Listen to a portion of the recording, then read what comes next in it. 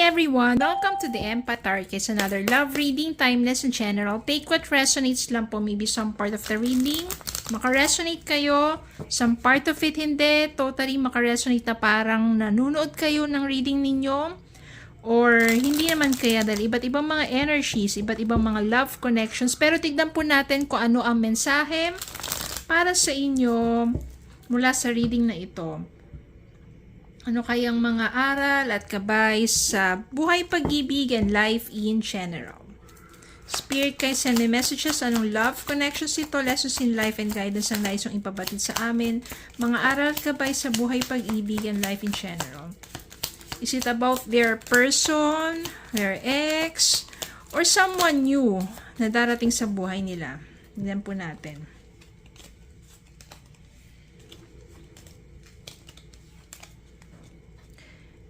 Nine of Swords,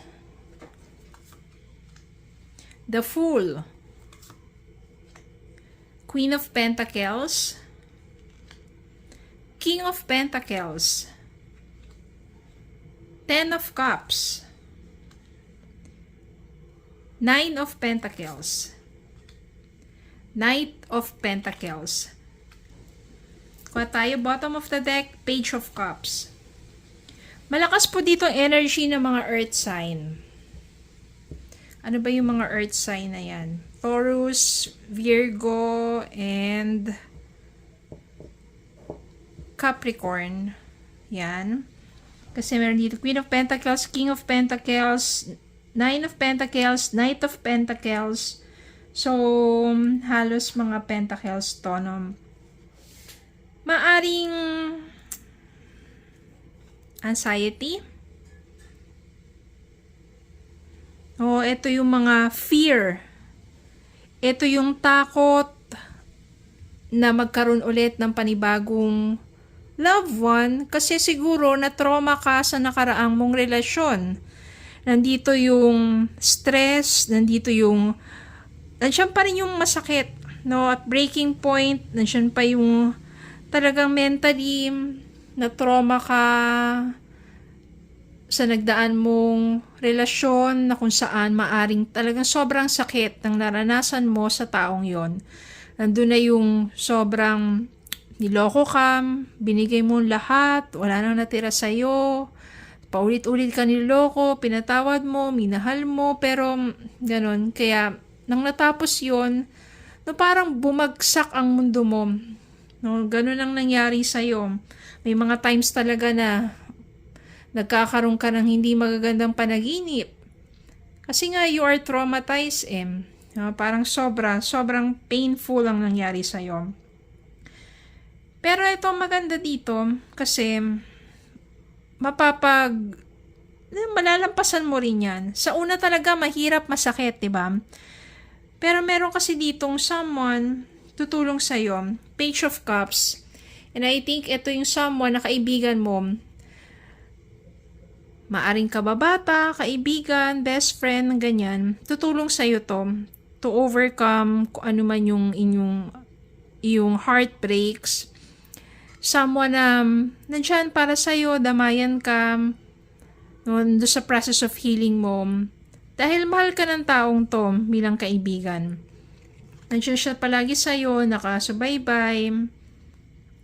And ma-overcome mo yun. Darating yung time, start of your healing, at ready ka na. The Fool. Ibig sabihin yan, ready ka nang humarap ulit sa panibagong yugto ng buhay mo na wala na yung taong nanakit sa'yo.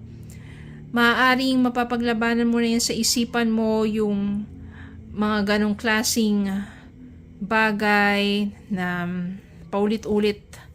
Diba? Yung parang palagi mo siya naiisip, palagi mo naiisip yung mga ginawa mong pagmamahal sa kanya, pero ang kapalit yun ay sakit, diba?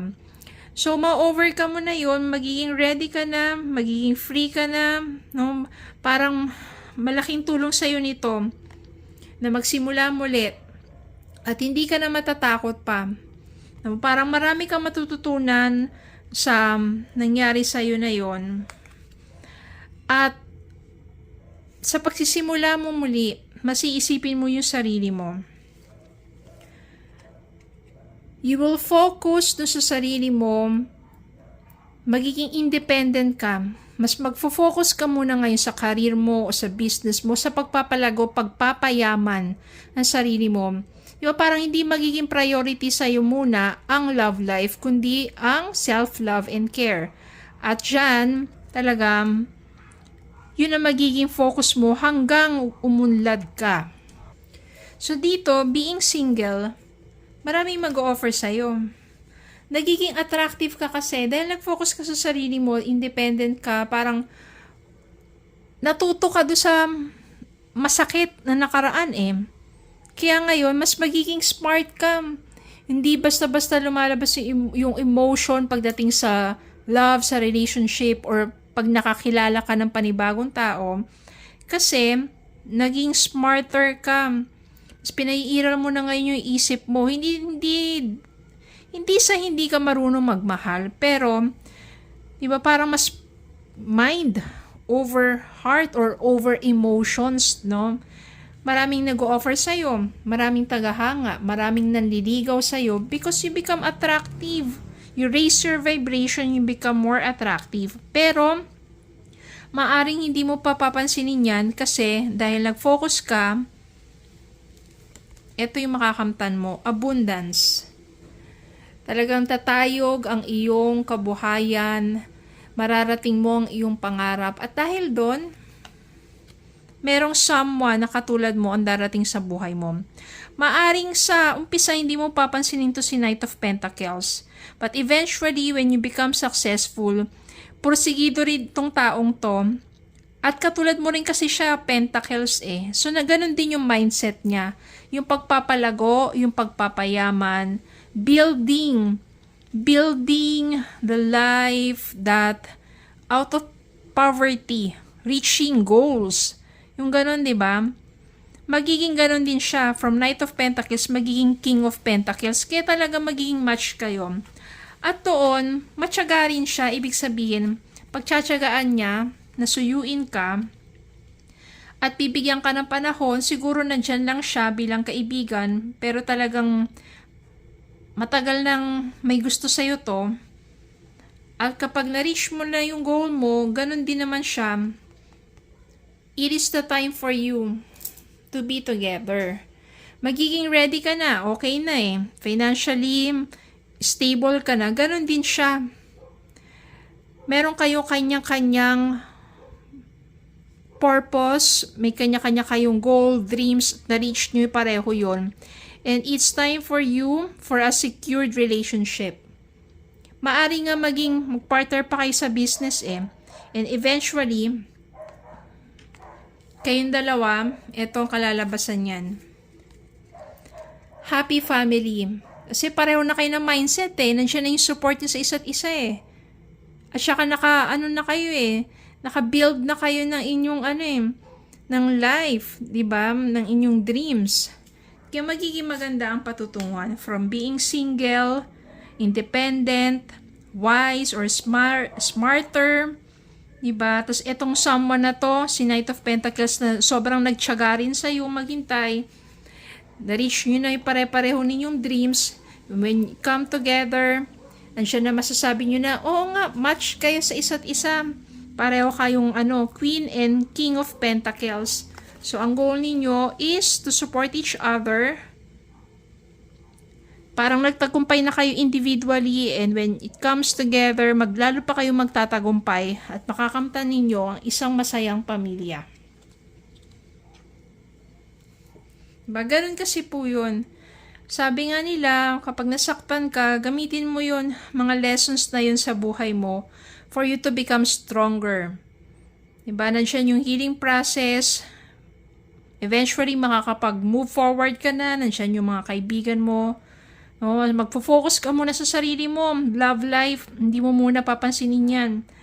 At once naging established ka na, successful ka na, that's the time for the right person in your life. And, ito na nga yung mangyayari. Marriage, family, happy. Ba? Kuha tayo ng love messages. Unconditional love, the love between you and your person is eternal, nothing and no one can take it away from you. Ito yan, maari. Kasi talaga nagtiyaga siya, naghintay siya sa'yo no? At siya rin nagsumikap din siya. Parang sabi niya, papatunayan ko sa'yo na kaya ko. Yan. So siya, from Knight of Pentacles, naging King of Pentacles.